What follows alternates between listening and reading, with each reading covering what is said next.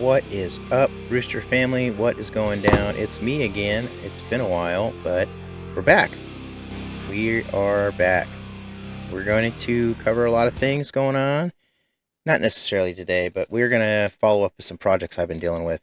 And matter of fact, the reason I'm putting this video together is because I wanted to look at something that's been pretty interesting to me, which is the HaLow Wi-Fi network. And Seed Studio has a chow board, or it's known as a chow board, which helps run the other half, which is the FPV camera. I think some of you who've been following me on Instagram have been seeing some of my little tinkering. Kind of want to showcase that ability or capability, the equipment being sort of used together. This is all commercial over-the-shelf equipment, and it's really inexpensive if you look at everything put together. You're looking at the standards that are out there now with wave relay and persistent systems wave relay radio, the MPU5, the Harris radios, all these things here, Androll, Lattice, those types of things. Now we're getting a capability here at the civilian level, mirrors that of, I guess you could call it like a poor man's MANET radio, but I don't look at it as like one singular node that you would find like as the MPU5 radio itself. I look at it as having a multitude of like a Swiss Army knife of things like dongles and other types of equipment that would be used. Put everything together, you can assemble a number of different pieces of equipment, have different firmware running on different types like mesh nodes working together in sync. Like you can put all this together to mirror capabilities of MANET radio. MANET, of course, stands for Mobile Ad Hoc Networking, which gives you the ability to use higher bandwidth levels. So this is more or less getting into the world of IT as opposed to the traditional analog world of radio, but they could work together because they can be orchestrated in a way that provides a similar capability and things like the similar information. So the HaLow Wi-Fi network has been pretty cool. I recently just purchased the HaLoTech, the version 2 dongle that they have, and 2.4 gigahertz, and so far it's been pretty fun. It's allowed me to force video footage to ATAC without a server. Being able to pull that data into that device requires the level of bandwidth that you're seeing here in the HaLow Wi-Fi network. So what I wanted to do with this is I wanted to go out and start looking at range testing. I wanted to see where things would start dropping and where I would start getting more latency. I wanted to see where the capabilities were, and I was overall impressed with what I was able to do. I went out to a large field out here in San Diego County to do some testing, and I'll go ahead and let my earlier self talk to you about that. What is up? It's your boy Rooster. We're out here at one of San Diego County's finest parks here in Poway. Todd Gloria, take notes. This is how you run a city. I digress. We're out here testing the range on our HaLow Wi-Fi network. We're extending the capability to see exactly how far our network can give us in terms of a footprint. And I think that's going to be a very interesting thing to talk about. So stay with me here as we check out some of the ranges here from not only the nodes, but we're going to try the FPV camera on the drone itself. So as you can see, I'm still getting video footage all the way across this field, and I am way over there. So I'm looking at maybe already a football field of internet connectivity, wireless internet connectivity on the HaLow network. It's really shining right now. I want to see how far I can stretch it on the drone, but honestly, I've already been talked to people here because I'm looking like a crazy loon. So I don't know if whipping the drone out's a good idea, but we'll see. I don't know. We'll let it calm down a little bit, but I do want to get some tests on the drone. So what we're doing with the test here is really, again, trying to stretch the node as far as possible. I was able to get at least within 100 meters. Of course, I'm using my pace count to gather that, but if you don't know how to do a pace count, we got some opportunities here. Check my Instagram out, getting folks together for some land nav. If you don't know those things, you're wrong. I used my pace count to kind of give me a guesstimation of where I was getting drops at, and it's right around the 100-meter mark, which is good. That's pretty good performance off one HaLoTech node connected to another, like the chow board. In this case, I was walking around with it at first because it kind of looked real sketchy. Some guy out there in the park, in fact, one of the attendants came up and just kind of asking me what I was doing out there because, got Iranian terror cells to worry about now. So who knows what's going on out there. But anyway, I was out there looking like a goob.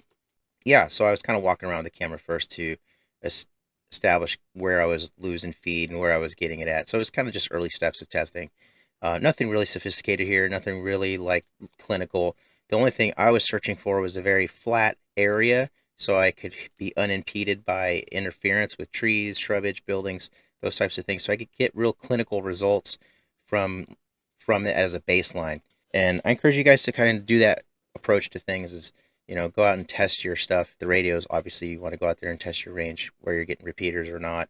Anyway, have that stuff in your back pocket beforehand so you don't need it later during a disaster. Anyway, eventually I gained the confidence to put the camera on the drone, and you're seeing kind of that footage where I'm flying the drone around, and I didn't really want to stretch out too far because, again, more or less was worried about the environment, the public environment, as opposed to what I was doing. There was no danger. I don't know. In this day and age, it just seems kind of sketchy to do these kinds of things where people just really don't have an idea what you're doing. So it does look kind of sketchy. So anyway, yeah, I mean, it was a great test run of everything, and I had a great time while I was doing it. I was really I was having a ball, really, because I see this as like the steps and evolutions towards the future of owning your own infrastructure, giving you that freedom, cutting the ties with subscription-based services where you're solely buying the equipment to do the things you need it to. If you wanted to have a wireless printer on your share drive that's running completely at home, that has nothing to do with the internet, where's the role for that? I mean, it doesn't have to always be tactical purposes. This can just be a number of things that you can just do for yourself. Cut the ties with corporate America and the tax, all that stuff. You know what I'm talking about. But I digress. Anyway, I wanted to do a video where I was showing you rather than talking about it, because that tends to get boring. I ramble and I rant on a lot. So I just wanted to show the results, and so you could see for yourself. I had a tablet. I brought my Android tablet, so I was looking at ATAC from the tablet so I can get a much bigger view of it. I didn't drop anything. The thing performed well. I was operating well within the 100-meter umbrella I set for myself. And again, I was not really flying high or fast or anything. I was just really kind of keeping it around 6 feet. Plus, there was hawks out there, and those things love to attack the drones. But nonetheless, I was getting good feedback, good results. I didn't drop camera the entire time I had the drone up. Of course, I kind of stayed within the range as I did first to see where that range would be. So I wasn't in any danger of anything. But overall, I want to say this is a good test that I think most folks can do. I mean, if you have a drone that's an inexpensive, in fact, you can make this FPV camera is off a kit. You can get it very easily on sites like I would recommend Seed Studio. So yeah, it's been a good test. I'm encouraged by the results. I'm looking forward to getting out there and doing more with this. As noted, it's feeding straight into ATAC, so you could feed your buddies the drone footage. Everyone can see what you're seeing, and that makes team situational awareness that much better, in conjunction with several of the other ATAC functions, which I highly encourage you guys to start diving into. Going to add a lot more about ATAC in my current SIGINT class, because I think that's the primary tool I'm interested in or focused on when it comes to a lot of these things being put together. ATAC's a great piece to that puzzle. So yeah, I encourage you guys to check out the classes I have coming up. Got one coming up in October 17th. Dive into that with me, and you'll learn a little bit about ATAC and how you can do some things with the plugins, with basic functions and basic radios. Walk out with the kit you need and the skills necessary to operate that kit.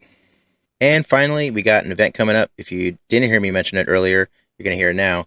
We got Land Nav and Glizzy's coming up. So if you're in San Diego County or Southern California in general, if you just want to come meet us and hang out, I don't care. We're going to be there from 9:30 to about 1:30.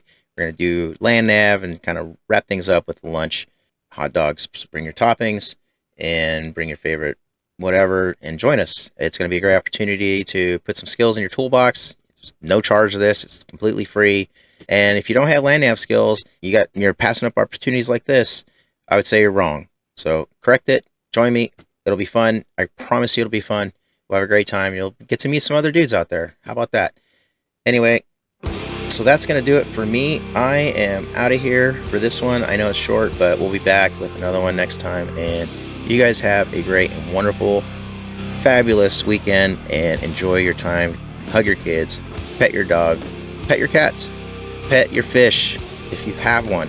I don't know if that's good, but just get out there and do some things. Go be a human being. Get off the screen and enjoy life.